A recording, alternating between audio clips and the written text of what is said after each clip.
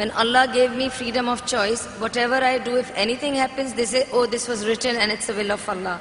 Then she also says, even with Adam and Eve, similar happened. And if you could explain, if there is so much, everything is written down, then what is my freedom of choice? Sisters asked a very good question, very important question. That if everything is the will of Allah, then where is this freedom of choice? And this is a question not only asked by non-Muslims, even asked by Muslims. It's talking about qadar.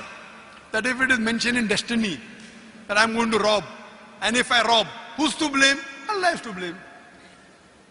If it is mentioned in destiny, I'm going to commit murder, and I commit murder, who's to blame? Allah is to blame. So where is the free will? So if it is the will of Allah, or if it is mentioned in the destiny, I'm joining both together, then where is the free will?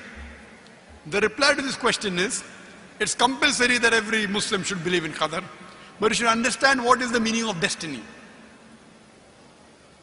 For example, if suppose in a classroom, there are 100 students, and when the teacher teaches the students in the classroom at the end of the year, before the examination, the teacher predicts that this student, he will come out first class first. This student, he'll get second class. This student, he will fail. The teacher predicts why? He knows that this student is very studious, always does homework, does extra studies. This average student, second class. That student, goes for movies, doesn't do homework, misses the class, predicts that that student will fail. Now once the examination takes place, after the results come out, this student gets first class first, this student gets second class, that student fails. I am asking you a question. Can the student who has failed, can he blame the teacher that because you have predicted I will fail, I have failed? Who's to blame? The student or the teacher? Who's to blame, the student or the teacher? The student. The teacher predicted. Who's to blame, the student? He did not study, he did not do his homework, he used to go for extra movies. So similarly, Allah subhanahu wa ta'ala has given the human being the free will. Allah has told you what is right, what is wrong, but the choice is yours. For example, if you come at a crossroad, there are 4 roads, A, B, C, D. You can choose any. You choose road C. So Allah knows in advance that when you come at crossroad, you will choose road C. So Allah writes, when the person comes at the crossroad, he will choose road C. So it is not because Allah is writing that you're choosing, because you will be choosing, Allah is writing.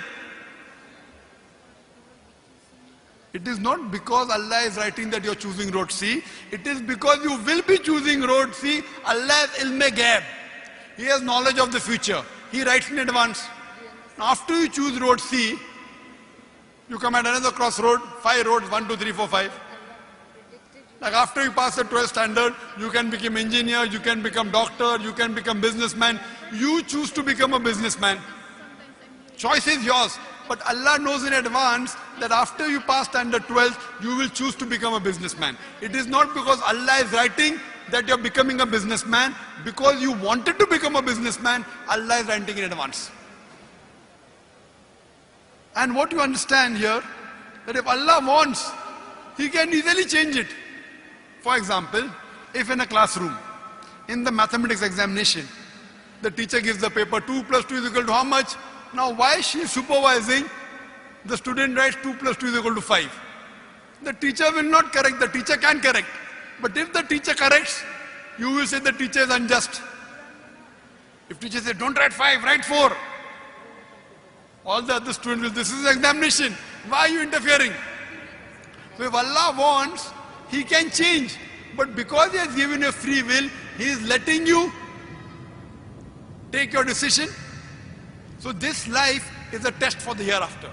As Allah says in Surah Mulk chapter 16 verse number 2, Alladhi khalaqal mauta wal hayata. It's Allah who has created death and life to test which of you is good indeed. So this life is a test for the hereafter. Allah has given you and shown you the rules, what is good, what is bad. Then He's given you a free will. It is your choice. Allah does not interfere in your free will. He can if He wants. The Quran says, not even a leaf can fall without the permission of Allah. So whatever happens, happens with Allah's free will, but the decision is yours. And based on that, you will be rewarded or punished. Hope that answers the question. We'll have the next question from the brothers' mic in the center.